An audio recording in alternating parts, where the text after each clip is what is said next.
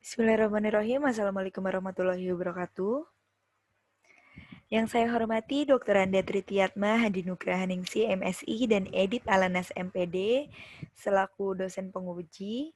Yang saya hormati Dr. Ucu Cahyana MSI dan Dr. Vera Kurnia Dewi MSI selaku dosen pembimbing dan teman-teman yang saya banggakan. Perkenalkan, nama saya Arifah Salsabil dari Pendidikan Kimia A 2017, ingin memaparkan proposal saya yang berjudul Pengembangan Mobile Learning Terintegrasi Learning Management System pada materi larutan elektrolit dan non-elektrolit. Topik bahasan pada paparan saya hari ini adalah latar belakang, tinjauan pustaka, metode penelitian, dan storyboard. Yang pertama ada pendahuluan. Jadi latar belakang dari penelitian saya pada tahun 2019 bulan November dunia digemparkan oleh penemuan virus baru yang kemudian diberi nama virus COVID-19. Nah, pertama kali terdeteksi di Indonesia pada tanggal 2 Maret 2020. Oleh karena itu, Kemendikbud mengeluarkan surat edaran, yaitu Surat Edaran Mendikbud nomor 4 tahun 2020 tentang pelaksanaan pendidikan dalam masa darurat coronavirus. Nah, isi dari surat edaran tersebut adalah anjuran untuk belajar di rumah atau yang sering kita kenal dengan pembelajaran jarak jauh. Nah, sekolah-sekolah dan universitas-universitas langsung menaati anjuran tersebut. Biasanya, pembelajaran jarak jauh dilakukan dengan menggunakan platform-platform yang ada. Salah satunya adalah Learning Management System. Nah, contoh-contoh dari Learning Management System yang biasa kita gunakan adalah Moodle, Google Classroom, dan Microsoft Teams. Nah, pada masa pandemi ini juga penggunaan handphone semakin meningkat. Oleh sebab itu, bisa kita manfaatkan nih ke bidang pendidikan, yaitu dengan cara menggunakan handphone tersebut sebagai media pembelajaran atau yang biasa kita kenal dengan media mobile learning atau m-learning. Nah, penggunaan media mobile learning ini sudah banyak dijumpai dalam pembelajaran kimia sebelumnya. Namun masih terhambat untuk digunakan pada masa pembelajaran jarak jauh karena tidak bisa mengirimkan tugas atau mengumpulkan tugas secara real time. Sehingga mobile learning ini perlu diintegrasikan dengan learning management system. Rumusan masalah dari penelitian saya adalah dua, yaitu yang pertama bagaimana model yang layak untuk mobile learning terintegrasi learning management system untuk digunakan sesuai dengan kebutuhan guru dan kebutuhan peserta didik pada materi larutan elektrolit dan non-elektrolit melalui pendekatan experiential learning theory. Dan yang kedua, bagaimana hasil uji kelayakan media mobile learning terintegrasi learning management system yang telah dikembangkan. Tinjauan pustaka yang pertama adalah mobile learning terintegrasi learning management system.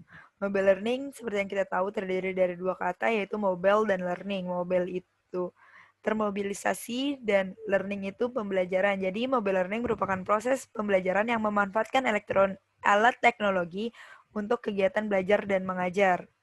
Nah, alat teknologi ini yang dapat dimobilisasi ya, yang dapat dibawa kemanapun, sehingga pembelajaran dapat dilakukan dimanapun dan kapanpun.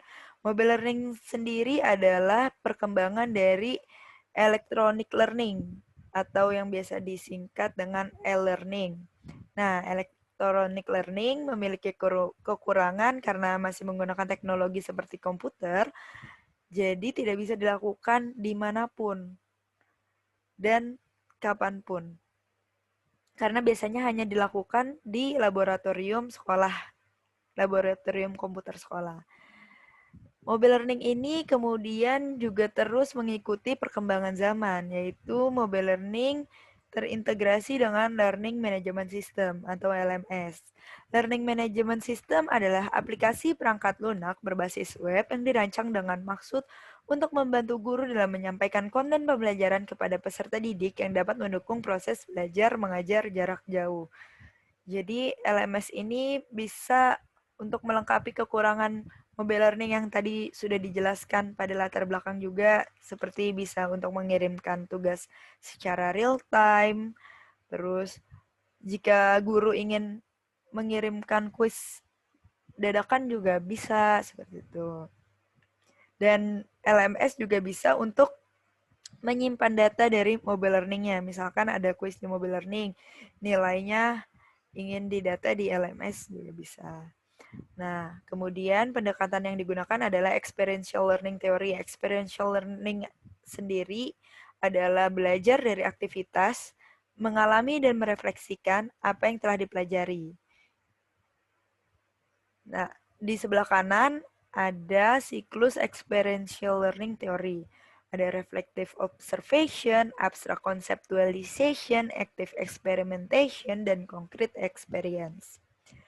Reflective observation adalah observasi, mengobservasi, mengamati gitu. Jadi mengamati kejadian yang ada, mengamati lingkungan sekitar, mengamati apapun yang dapat dijadikan knowledge, dapat dijadikan pengetahuan. Kemudian abstract conceptualization adalah memikirkan secara sistematis apa yang sudah diamati. Seperti bagaimana ya hal tersebut bisa terjadi, bagaimana ya jika seperti ini, bagaimana ya jika seperti itu, bagaimana caranya ini bisa seperti ini. Ya, jadi difikirkan secara sistematis pada abstract conceptualization. Kemudian dilanjutkan dengan active experimentation. Active experimentation itu apa yang sudah diamati dan apa yang sudah difikirkan itu dilakukan di active experimentation. Kemudian sudah dilakukan, setelah itu concrete experience adalah mengkonstruksi apa yang sudah diamati, sudah difikirkan, sudah dilakukan. Oh, jadi ternyata seperti ini ya. Terus bisa kembali lagi ke pertama karena penasaran kenapa bisa seperti ini ya, kenapa tidak seperti ini. Jadi jadilah sebuah siklus. Kemudian ada penelitian dan pengembangan. Penelitian dan pengembangan atau yang biasa kita kenal dengan research and development merupakan suatu metode penelitian yang digunakan untuk menghasilkan suatu produk tertentu dan menguji keefektifan produk tersebut. Nah, menurut Borg and Gall ada 10 tahap penelitian dan pengembangan. Yang pertama, research and information collecting. Jadi di sini adalah mengumpulkan informasi dan data-data apa saja kebutuhan dari responden untuk nantinya kita implementasikan menjadi sebuah produk. Nah, setelah dikumpulkan data-datanya, masuk ke tahap planning atau merencanakan produk yang akan kita buat. Setelah itu, kita membuat produknya, yaitu develop preliminary form of product. Setelah kita buat, kita uji coba pertama, yaitu oleh para ahli. Kemudian kita revisi, setelah direvisi, diuji coba lagi kepada responden-responden dari produk kita. Nah, setelah itu dilanjutkan revisi lagi dari hasil uji cobanya, kemudian diuji coba lagi, tapi dengan jumlah responden yang lebih banyak. Setelah itu direvisi terakhir dan kemudian diimplementasikan. Dalam penelitian kali ini hanya dilakukan sampai tahap ke-9. Nah, karakteristik materinya sendiri itu materi larutan elektrolit dan non-elektrolit.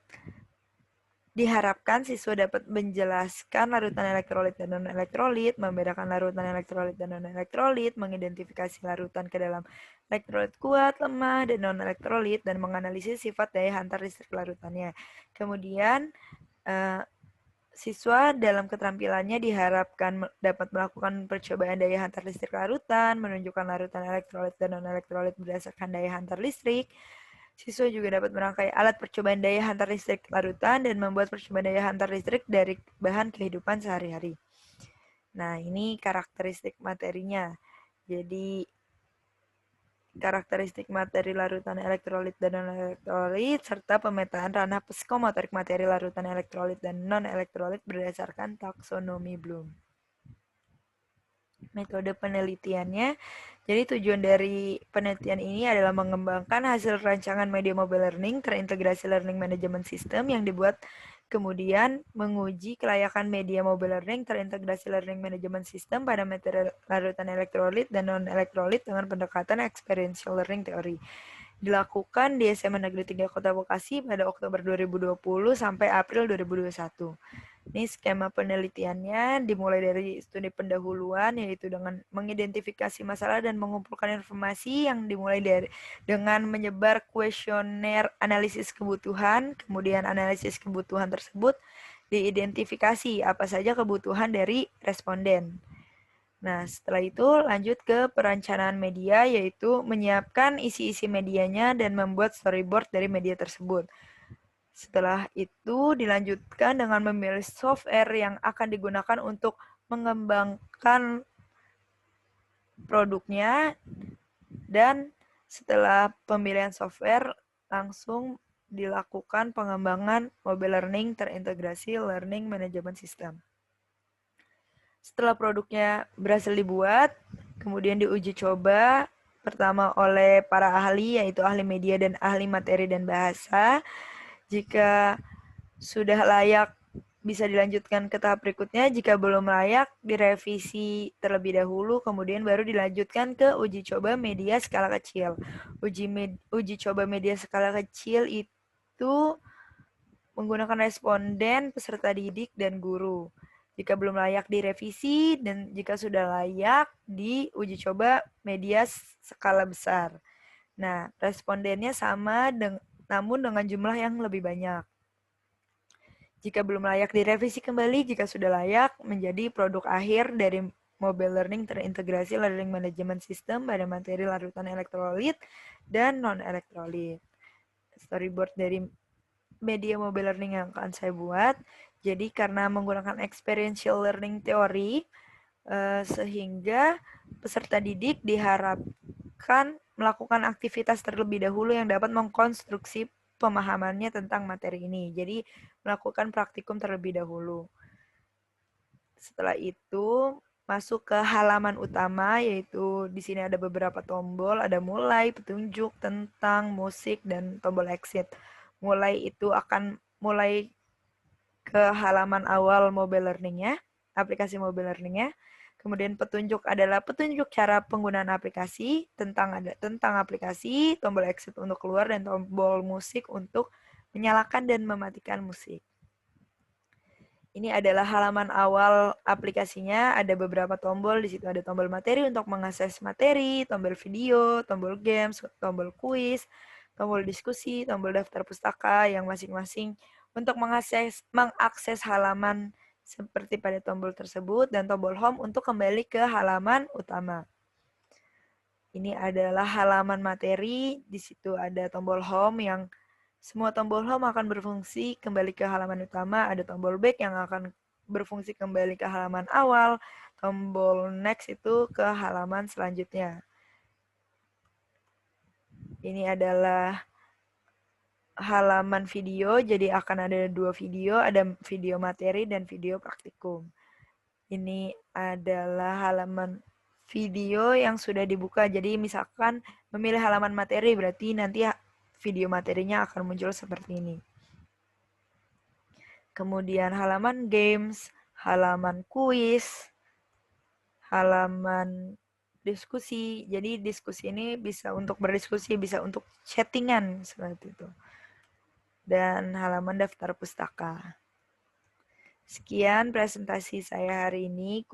Mohon maaf bila ada salah-salah kata. Wabillahi taufiq wal hidayah. Wassalamualaikum warahmatullahi wabarakatuh.